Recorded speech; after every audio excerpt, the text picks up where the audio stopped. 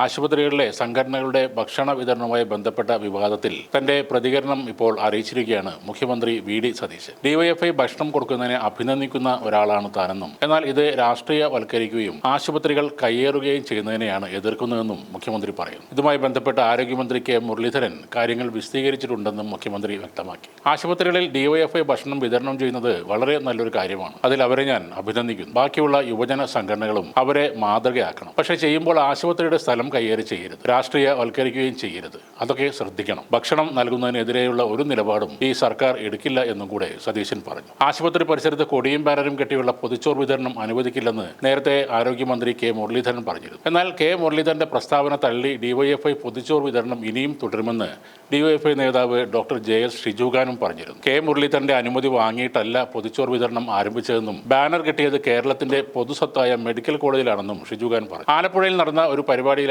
Banner കെട്ടിയുള്ള പൊതിച്ചോറ് വിതരണം നിർത്തുമെന്ന് ആരോഗ്യമന്ത്രി വ്യക്തമാക്കിയത്. അതിന് പകരമായി കമ്മ്യൂണിറ്റി കിച്ചണുകൾ ആശുപത്രിയിൽ ആരംഭിക്കുമെന്നും ആർക്കും ഏത് പാർട്ടിക്കും ഏത് സംഘടനയ്ക്ക് വേണമെങ്കിലും അതിലേക്ക് സഹായിക്കാമെന്നും മന്ത്രി പറഞ്ഞു. എന്നാൽ ജനങ്ങൾ സ്വീകരിക്കുന്ന കാലത്തോളം പൊതിച്ചോറ് വിതരണം ചെയ്യുമെന്ന് ഡിവൈഎഫ്ഐ സംസ്ഥാന സെക്രട്ടറി വി.കെ. സനോജ് പറഞ്ഞു. ചുവപ്പ് കണ്ട കാളയെപ്പോലെ ഡിവൈഎഫ്ഐയുടെ കൊടി കാണുമ്പോൾ എന്തിനാണ് ഇത്ര അസ്വസ്ഥയെന്നും അദ്ദേഹം ചോദിച്ചു. മന്ത്രിമാർ ഈഗോ ഒഴിവാക്കണം എന്നാണ് ഈ വിഷയത്തിൽ പ്രതികരിച്ച CPM നേതാവ് P.A. മുഹമ്മദ് റിയാസ് ആവശ്യപ്പെട്ടത്. വീടുകളിൽ നിന്നും ശേഖരിച്ച് ഡിവൈഎഫ്ഐ നൽകുന്ന പൊതിച്ചോറ് വിതരണത്തെ ശത്രുതയോടെ എന്തിനാണ് കാണുന്നതെന്നും ആരോഗ്യമന്ത്രി ഡിവൈഎഫ്ഐയുമായി ചർച്ചയ്ക്ക് തയ്യാറാകണമെന്നും P.A. മുഹമ്മദ് റിയാസ് പറഞ്ഞു. ആശുപത്രിയിലെ പൊതിച്ചോറ് വിതരണം തടയരുതെന്നും അന്നം മുടക്കരുതെന്നും CPM നേതാവായ M. സ്വരാജും പറഞ്ഞു. അതേസമയം ഈ പൊതിച്ചോറ് വിഷയത്തിൽ മന്ത്രിയെ വിമർശിച്ച് BJP നേതാവ് K. സുരേന്ദ്രനും രംഗത്ത് വന്നിരുന്നു. സർക്കാരിന്റെ കമ്മ്യൂണിറ്റി കിച്ചൺ നടക്കില്ലെന്നും സംഘടനകളുടെ പൊതിച്ചോറ് വിതരണത്തെ എതിർക്കേണ്ടതില്ലെന്നുമാണ് അദ്ദേഹം ഫേസ്ബുക്ക് പോസ്റ്റിൽ പറഞ്ഞത്. മാത്രമല്ല ഈ പൊതിച്ചോറ് കഴിച്ചവരൊക്കെ അത് കൊടുത്തവർക്ക് വോട്ട് ചെയ്തിരുന്നുവെങ്കിൽ കെ മുരളീധരൻ അടക്കമുള്ള പലരും ഇന്ന് അസംബ്ലിയിൽ കാണില്ലായിരുന്നുവെന്നും സുരേന്ദ്രൻ പറഞ്ഞിരുന്നു. അങ്ങനെ പൊതിച്ചോറ് വിഷയം ചൂടേറിയ ചർച്ചയായതോടെ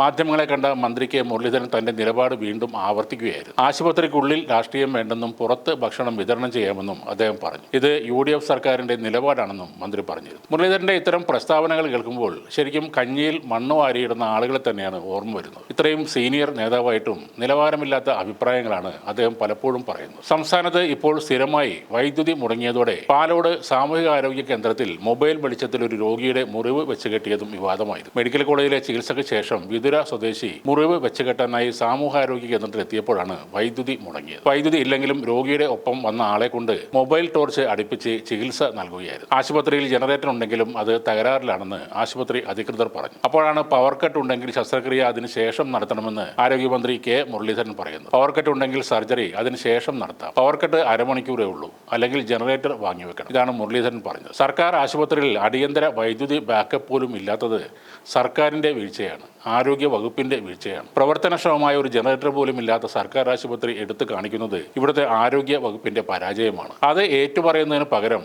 ധിക്കാരപരമായാണ് ആരോഗ്യമന്ത്രി സംസാരിക്കുന്നത്. കഴിഞ്ഞ കാലത്ത് സർക്കാരിനെ പരിഹസിച്ചുകൊണ്ട് മാത്രം ആയില്ല. അത്യാവശ്യം ഒരു ആശുപത്രിക്ക് വേണ്ട സംവിധാനങ്ങൾ ഏർപ്പെടുത്താനാണ് ഒരു ആരോഗ്യമന്ത്രി ആദ്യം ശ്രമിക്കേണ്ടത്.